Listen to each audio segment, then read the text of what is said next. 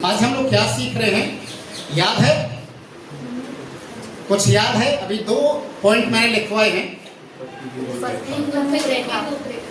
उत्पत्ति की रूपरेखा और उसका वर्णन। ठीक है, उत्पत्ति की रूपरेखा और उसका वर्णन। उत्पत्ति का अर्थ क्या है? बिगिनिंग। ठीक है, शुरुआत। और बाइबल की सबसे पहली पुस्तक उत्पत्ति है। ठीक है, ये 2 बातें हैं, इनको याद रखिए। पहला, उत्पत्ति का अर्थ क्या है। दूसरा, बाइबल की सबसे पहली पुस्तक का नाम उत्पत्ति है। अब तीसरा प्रश्न आता है, इसको लिखने वाले का नाम क्या है? उत्पत्ति की जो पुस्तक है वो किसने लिखा?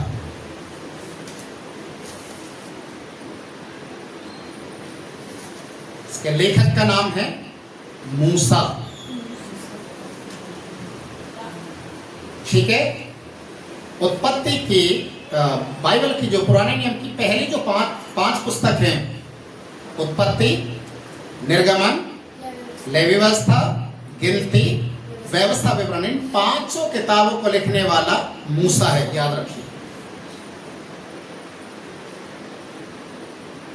5 पुस्तकों का लिखने वाला मूसा, जो बाइबल की आरंभिक पुस्तक है 5। इनको एक शब्द भी दिया जाता है, पेंटाटुक। ये भी आप देख सकते हैं। जो बाइबल की 5 पुस्तकें हैं, उत्पत्ति से लेकर व्यवस्था विवरण तक, इनको लिखने वाला मूसा है। और दूसरा, इनको जो नाम दिया जाता है पेंटाटुक की पुस्तक, पेंटाटुक। अब आता है अगला क्वेश्चन, इसको लिखने का समय। उत्पत्ति की पुस्तक को लिखने का समय।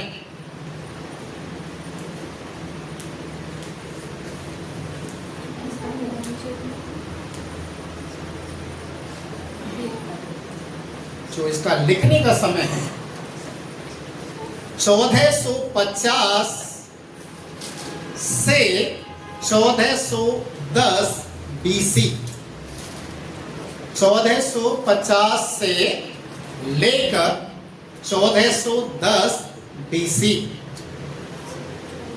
आपको थोड़ा सा कंफ्यूज हो रहा होगा ना, क्योंकि 1410 पहले आना चाहिए, उसके बाद 1450 बाद में आना चाहिए।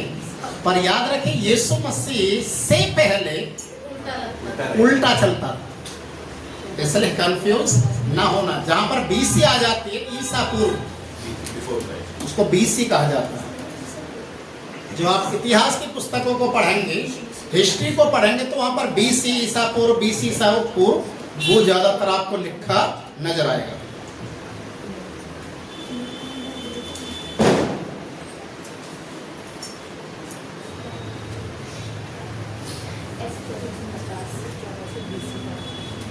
लिख लिया यहां तक? ओके। अब उत्पत्ति की जो रूपरेखा है, पूरे उत्पत्ति के अंदर 50 अध्याय, टोटल 50 अध्याय हैं। हम इनको 2 भागों में हम लोग बांटेंगे, 2 भागों में। पहला, उत्पत्ति 1 अध्याय से लेकर 11 अध्याय तक परमेश्वर इस पूरी सृष्टि का निर्माण कैसे किया, इंसान को कैसे बनाया, पाप इस दुनिया में कहां से आया, कौन सा व्यक्ति परमेश्वर के साथ साथ में चला जिसने मृत्यु नहीं देखी, कौन सा ऐसा व्यक्ति था जिसकी सबसे ज्यादा उम्र इस दुनिया में वो जी कर गया, और परमेश्वर ने बुराई का दंड पूरी दुनिया के लोगों को किस तरीके से दिया, पूरी दुनिया को नष्ट किया जल प्रलय के द्वारा, और भाषा में गड़बड़ी कैसे आई, और आज परमेश्वर की वाचा मनुष्य जाति के लिए क्या है, ये एक अध्याय से लेकर 11 अध्याय के बीच में हम सीखेंगे।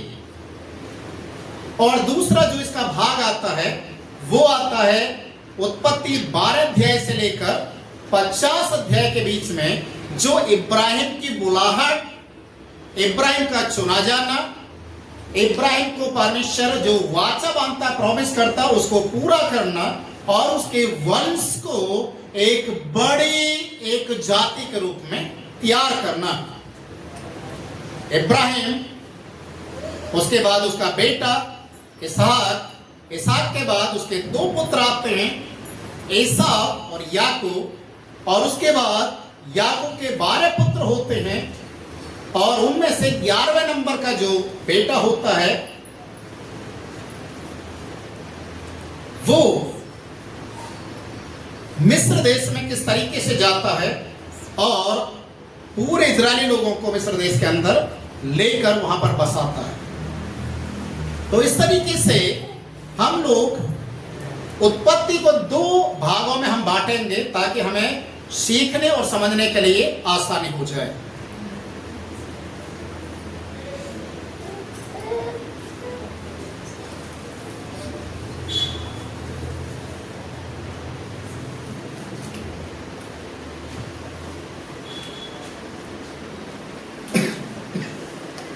कोई भी चीज समझ में नहीं आए तो आप पूछ सकते हैं। समझ में आ रहा है? उत्पत्ति की किताब को 2 भागों में हम डिवाइड किए हैं।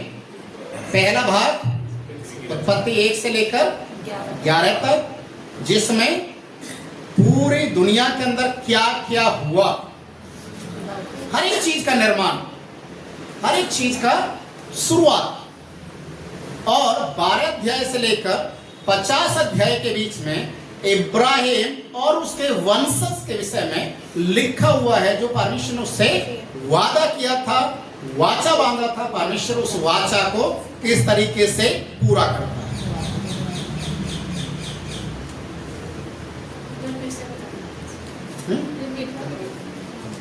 उत्पत्ति 1 से लेकर 11 अध्याय के बीच में कितने दिन में पूरे संसार को बनाया, मनुष्य को कैसे बनाया, जितनी भी चीजें इस दुनिया के अंदर दिखाई देती हैं उन सब को किस तरीके से परमेश्वर ने बनाया, पाप कैसे आया, इंसान को कैसे बनाया, इस दुनिया के अंदर पाप सबसे पहले कहां से आया, बाइबल की सबसे पहले भविष्यवाणी अर्थात यीशु के जन्म को लेकर वो भी 1 अध्याय से 11 के बीच में हम पढ़ते हैं। स्त्री को और सांप को सजा देना, आदमी को किस तरीके से मेहनत की, जो पसीना बहाकर रोटी खाना है, और कौन सा व्यक्ति बुराई के समय में भी प्रभु के साथ साथ चला, ऐसा कौन सा व्यक्ति था जिसकी सबसे ज्यादा उम्र इस दुनिया के अंदर रही है, और परमेश्वर किस तरीके से इस दुनिया को उनके लोगों की पाप की सजा कैसे देता है, जो नूह के समय में हम देखते हैं, जल प्रलय के द्वारा सारी दुनिया को नष्ट कर देना, भाषा में गड़बड़ी आ जाना, परमेश्वर की वाचा जो इन मनुष्य जाति के लिए है कि परमेश्वर दुनिया को अब पानी से नष्ट नहीं करेगा, और सबसे अंतिम आज इतनी जो भाषाएं पूरे दुनिया में हैं, ये भाषा का जो आरंभ वो कहां से हुआ, ये सारी चीजें उत्पत्ति 1 से 11 के बीच में हम सीखें। ठीक है, क्लियर है? और दूसरा भाग कौन सा आ रहा है? उत्पत्ति 12 से लेकर 50, उसके अंदर में क्या क्या लिखा है? इब्राहिम का बुलाया जाना, इब्राहिम का बुलाया जाना, उसका चुनाव करके नियुक्त करना, उसको जो परमेश्वर ने वाचा बांधा है उस वाचा को पूरा करना, और उसका जो वंश उसके बाद उसका जो बेटा होता है वो कैसे कैसे होंगे?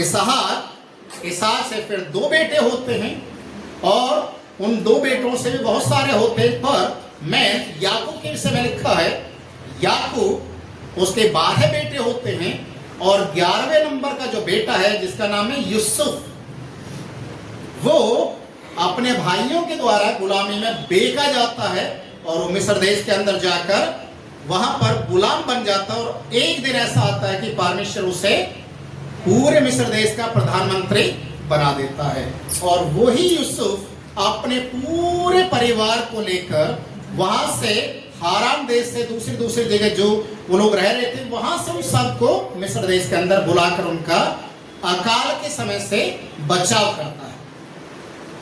और यहां तक हम देखते हैं उत्पत्ति जो किताब है वो पूरी हो जाती है। अब हम इसमें मुख्य कुछ बातों को अब देखेंगे। मैंने पहले भी आपसे पूछा था और मुझे मालूम है आप शायद उंगलियों पर रट लिए होंगे। 5वें दिन परमेश्वर ने क्या बनाया?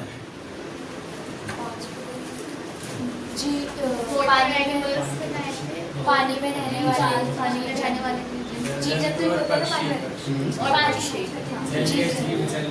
जीव जंतु और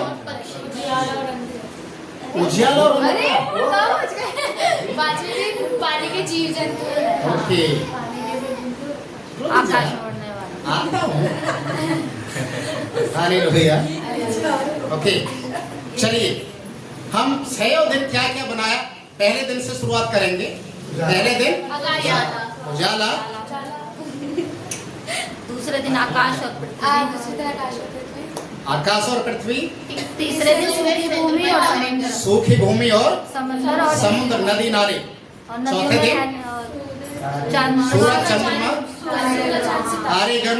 आपने देखा होगा अभी 2 दिन पहले चंद्रमा का कितना बड़ा रोल था। हैं? आज तारों का रोल है। जब तक चंद्रमा को नहीं देखा तब तक और तक चुपचाप इंतजार करते रहे चंद्रमा निकला क्या। हालेलुया। चलिए किसी किसी को चांद भी बोला जाता मालूम है, जिसके बाल नहीं होते। ओके 5वें दिन पानी में रहने वाले, और 6ठे दिन छठे दिन घर में पालने वाले पशु पक्षी और मनुष्य। Very good. आप बहुत अच्छी तरीके से जा रहे हैं, अच्छा सीख रहे हैं। अब हम चैप्टर 2 की ओर बढ़ेंगे। चैप्टर 2 के अंदर मुख्य क्या बात है? चैप्टर 2 में मुख्य क्या बात है? चलिए 7 पद से हम पढ़ेंगे।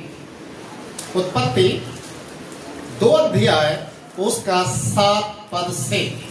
तब यहोवा परमेश्वर ने आदम को भूमि की मिट्टी से रचा और उसके नथनों में जीवन का श्वास फूंक दिया। अभी यहाँ पर हम थोड़ा सा रुक कर चलेंगे। कुछ कंफ्यूजन है जिसे हमें क्लियर भी करना है। ठीक है, परमेश्वर ने मनुष्य को किससे बनाया? किससे बनाया? मिट्टी से बनाया। अब इसी का 1 अध्याय का 26 पद भी हम पढ़ेंगे। उत्पत्ति 1 का 26। फिर परमेश्वर ने कहा, हम मनुष्य को अपने स्वरूप के अनुसार अपनी समानता में बनाएं और वे समुद्र की मछलियां और आकाश के पक्षियों और घरेलू पशुओं और सारी पृथ्वी पर और सब रेंगने वाले जंतुओं पर जो पृथ्वी पर रेंगते हैं अधिकार रखे। ठीक, अभी परमेश्वर, हमने पिछली क्लास में क्या देखा था? शैतान जो इब्लिस है उसके मन में क्या विचार चल रहा था? परमेश्वर से ऊंचा स्थान। ये पृथ्वी जो बनाई है इसका अधिकारी मुझे बनाएगा, इस पृथ्वी के ऊपर अधिकारी मैं बनूंगा। इसीलिए वो बड़े उत्साह के साथ, बड़े अरमान लेकर इस पृथ्वी के ऊपर आ रहा था घूमने के लिए। अदन की वाटिका में जा रहा था बैठने के लिए। और जब परमेश्वर ने प्लान क्लियर किया कि हम मनुष्य को बनाएंगे, वो पृथ्वी के ऊपर अधिकार रखेगा। कैसा अधिकार? किस किस के ऊपर अधिकार होगा? पशु पक्षी जीव जंतु जो कुछ इस दुनिया के अंदर बनाया सबके ऊपर अधिकार मनुष्य रखेगा। यही चीज को देखकर शैतान को क्या हो गया, खलबली मच गई। और हमने देखा पिछली क्लास में ही देखा, उसको दोहराने की जरूरत नहीं है कि शैतान ने परमेश्वर के खिलाफ में विद्रोह किया और इस पूरी पृथ्वी को क्या कर दिया, तहस नहस कर दिया। अब परमेश्वर इसको फिर से एक नया रूप देता है और आखिरकार परमेश्वर अपनी योजनाओं को बनाता है और क्या कहता है कि हम मनुष्य को अपने समान बनाएं, अपने जैसे। एक क्वेश्चन है यहां पर, वो क्वेश्चन है 26 पद में ही है। परमेश्वर क्या कहता है यहां पर,